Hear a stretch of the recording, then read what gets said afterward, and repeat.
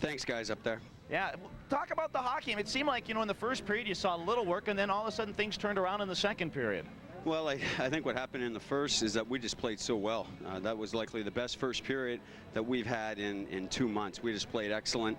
And then they came out and they played very hard in the second, and they gave me some long shots to get the feel of the puck. And it's always easier when you're a goaltender to get the feel of the puck with some long shots, and then when they do get some tight shots in or breakaways, you're able to stop them. Gams, you guys, like you said, had your best first period in quite a while, but I tell you what, you guys look really loose out there. Is that just because of the lack of pressure on you guys? Well, we do look loose, and I think you can look at the third goal. Maybe I was too loose. You get a slap shot from the red line, and I was embarrassed. I really was. I was embarrassed.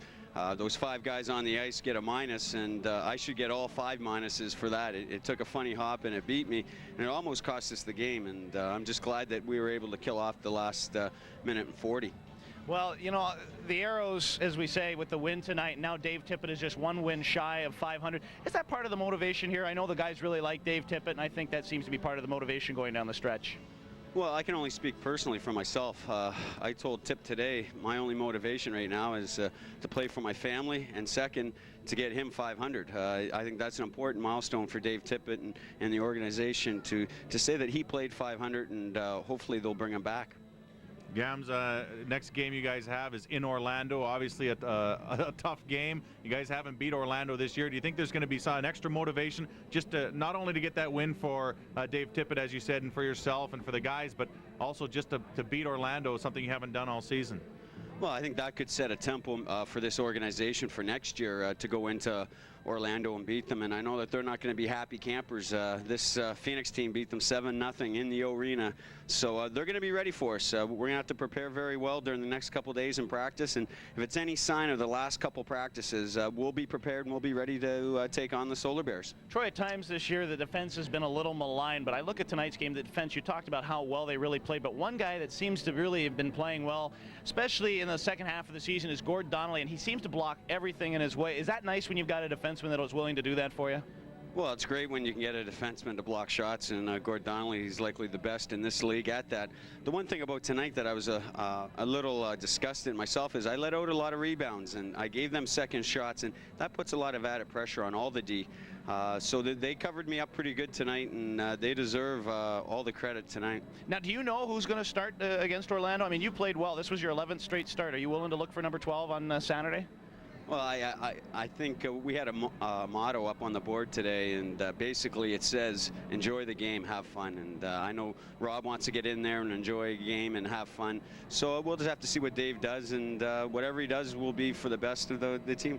Troy, you mentioned fun, and I guess with only 2 games left in the season, obviously got a lot of guys thinking about what they're going to be doing in the summer. Do you have any major plans for yourself and your family?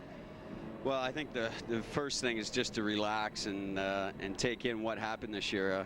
I think personally for myself, I have to look in the mirror and say to myself, Troy, why did you have such a bad start to the year? There had to be reasons, and I'm going to have to look in the mirror and figure out what happened and correct that over the summer. I'm one of the guys looking for a job. I think there's only 6 guys signed in the organization, so we are playing for jobs, we're playing for fun, and hopefully to get back to that 500 record for tips. Troy, real quickly, and then we'll let you go here. You were talking about how you say, well, I got to look myself in the mirror. And obviously, yeah, the first half of the season wasn't Troy Gamble-like. But maybe do you look at the second half of the season and say, throw out March, Troy Gamble played an outstanding second half of the season? Well, I don't know. There was a lot of little things that I did this year that I did not do last year. And the one thing that's been a little disturbing, and tonight it happened again, was giving out some rebounds where I can take the puck and freeze it and take pressure off our defense. And I think sometimes our goaltender, our defense has been maligned by the press and by a lot of people. And when they say that about our defense, I have to take some of the blame. And so hopefully I can work on that maybe over the summer and figure out, watch some game tapes. Maybe I'm not in my crouch low enough and correct that part of my game.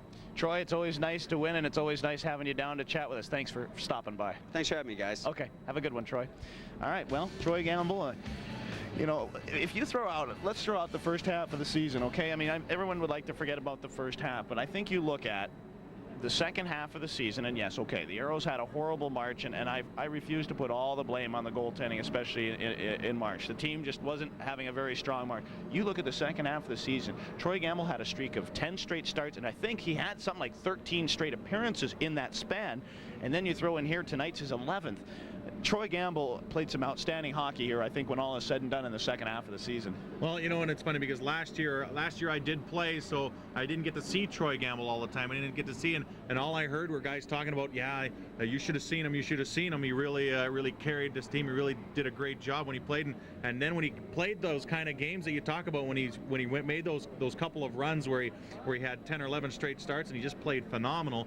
I think I know what the guys were talking about when they talked about how Troy Gamble can play when he is on, and you know, hopefully that'll help him in getting a job next year, because I tell you what, when he has the team playing the way he wants in front of him, and when he's got his confidence, there's not too many goaltenders that are better. All right.